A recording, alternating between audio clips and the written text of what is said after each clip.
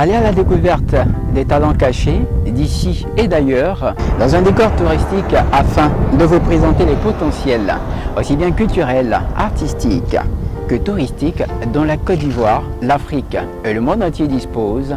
Tel est notre leitmotiv. Pour ce numéro, nous avons choisi l'esplanade de la basilique Notre-Dame de la Paix pour y rencontrer un talent dont le cœur est à cheval entre deux pays, deux nations, la Côte d'Ivoire et le Burkina Faso. De quoi est-il capable? Quelles sont ses véritables âmes? Quelles sont ses forces? Quelles sont ses faiblesses? Je vous invite à le découvrir en totalité avec moi, sans plus tarder. C'est le one shot. Oh, yeah. On est parti. De rien, on a fini par se construire.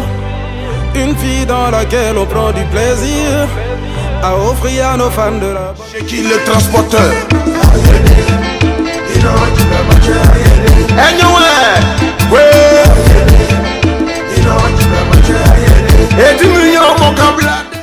Alors, Eddie Mignon, ça va?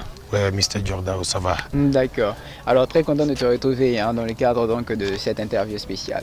Merci, le plaisir pour moi. D'accord. Alors, tout de suite, une question qui me vient à l'esprit. Eddie Mignon, pourquoi le choix de ce nom d'artiste? Depuis étant tout petit, à la maison, ma mère m'appelait Mignon. Elle m'appelait Mignon, Mignon. Donc, comme j'ai grandi avec, j'ai dit, ben, on a un autre artiste qui est dans un autre pays déjà, qui s'appelle Eddie Kenzo. Et moi, je suis de la Côte d'Ivoire.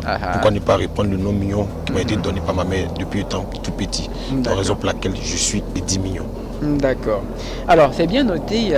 Je suis tenté de te demander depuis combien d'années est-ce que tu fais la musique et comment est-ce que tu arrives à la musique? Bon, je peux dire maintenant, ça fait au moins 10 ans maintenant que je suis dans la musique. Bon, quand je dis la musique, ça fait 10 ans que je suis rentré dans le showbiz. D'accord. Et j'ai commencé la musique, ça me fait au moins quelque chose de 7 ans comme ça. Voilà. Et comment je suis rentré dans la musique, j'ai commencé par la chorégraphie. Étant danseur, j'ai tourné avec pas mal d'artistes. Killa Bongo, DJ Kaloudji, Sepano, DJ Jacob. Et c'est là-bas aussi que j'ai suivi les traces de mon professeur qui est même Killa Bongo. Et je suis rentré dans la musique. D'accord. Dans la préparation de cette émission, on a eu l'occasion d'écouter certains de tes titres. Alors, je suis tenté de te poser cette question, sûrement pour satisfaire donc la curiosité de ceux qui nous regardent ou qui nous écoutent. Alors, quels sont les différents genres musicaux que tu développes dans tes chansons? Comme je suis un artiste coupé décalé d'abord. D'accord. Je peux faire du zouk, de l'afrobeat, de l'afro-trap, du zouglou. Je peux faire tout, même du mandingue, je fais tout. D'accord. Voilà. D'accord. Alors, en écoutant tes chansons, cette question m'est venue à l'esprit. Tu t'inspires de quoi pour composer tes chansons, pour composer tes titres? Je m'inspire de beaucoup de choses. Souvent l'environnement, la situation de vie des gens, la manière de vivre des gens. Et souvent aussi, je m'inspire des anciens morceaux. D'accord. Des rétros Afrique. D'accord, d'accord. Et est-ce que tu as des artistes en tête qui te rappellent ta source d'inspiration? Oui, bon, je peux dire chez moi en Côte d'Ivoire ici, il y a deux artistes qui m'ont inspiré depuis mon enfance. J'ai jamais écouté les CD. Il y a Johnny Allé, le Kiff. Wow. Il y a Gagi Seli. Voilà. Et si on prend dans les autres pays, j'ai jamais écouté aussi la Mama, Patience Dabani, parce que elle fait une musique aussi qui est bien. Présidentiel, le chameur. Tout le monde dansait. Ma polonaise, dansez les ma polonaise. Ma polonaise, ma polonaise. Ma polonaise, tout le monde est ma polonaise. Alors, Ma Ploneza, Eddie Mignon, c'est ce titre-là qui plaît à plus d'une personne aujourd'hui, aussi bien du côté du Burkina Faso que de la Côte d'Ivoire, peu à peu. Alors, moi, je suis tenté, toujours tenté, et on va te poser cette question. Est-ce une danse, un concept, une inspiration, une ambiance? Ben enfin, dis-nous tout. Ma Ploneza, qu'est-ce que c'est? Ma Ploneza, c'est du tout. C'est de l'ambiance, c'est un concept, c'est une danse. Et c'est aussi véhiculer un petit message aussi. D'accord. Voilà. Parce que le Maploniesa, c'est de prendre la vie du bon côté.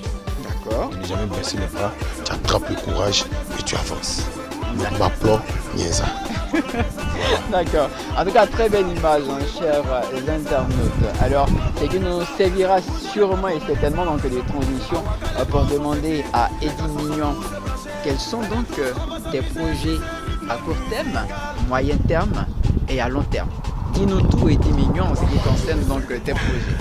Bon, beaucoup de projets pour les fanatiques, pour les mélomanes de la musique africaine et du monde entier.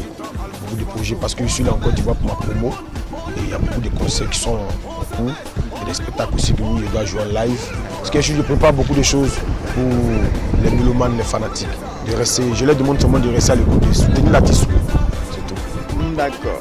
On va sûrement donc se mettre en direction de la basilique et te demander de nous dire ton plus grand rêve, ton plus grand vœu, en espérant que le Saint-Esprit, le Dieu très grand là-haut, va donc le réaliser. Nous t'écoutons. Mon plus grand rêve,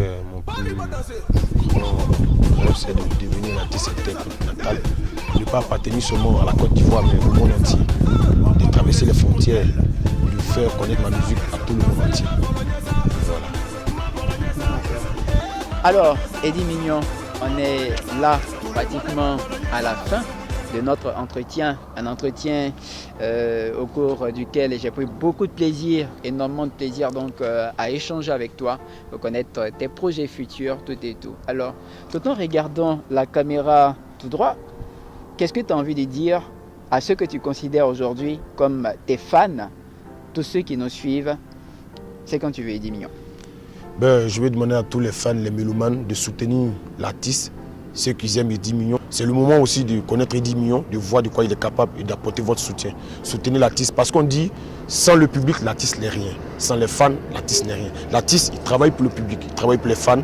Et les fans aussi sont là pour encourager aussi l'artiste. Donc l'artiste a besoin de vos encouragements, de vos prières, surtout, pour pouvoir le pousser à aller de l'avant. Donc vraiment, je compte sur mes fans. Je vous donne un big up et vous fais un gros bisou tous les fans du monde entier. Merci beaucoup, Eddie Mignon. Voilà, c'est avec ces mots pleins de chaleur que nous allons mettre un point final à l'entretien de ce jour, tout en vous rappelant que le plaisir, j'en ai ressenti énormément à vous présenter ce numéro-là. On se retrouve dans quelques moments seulement pour un autre numéro avec une autre star montante de la musique ivoirienne, africaine et mondiale, pour paraphraser un certain artiste. Vous êtes un artiste en herbe, vous êtes une star en devenir, vous êtes intéressé par ce programme Web TV, n'hésitez pas un seul instant à nous contacter à ces différents numéros qui s'affichent au bas de votre écran. C'était Roland Jordao à ce MIC pour vous servir. On se retrouve très très vite. Bye bye. Bye bye.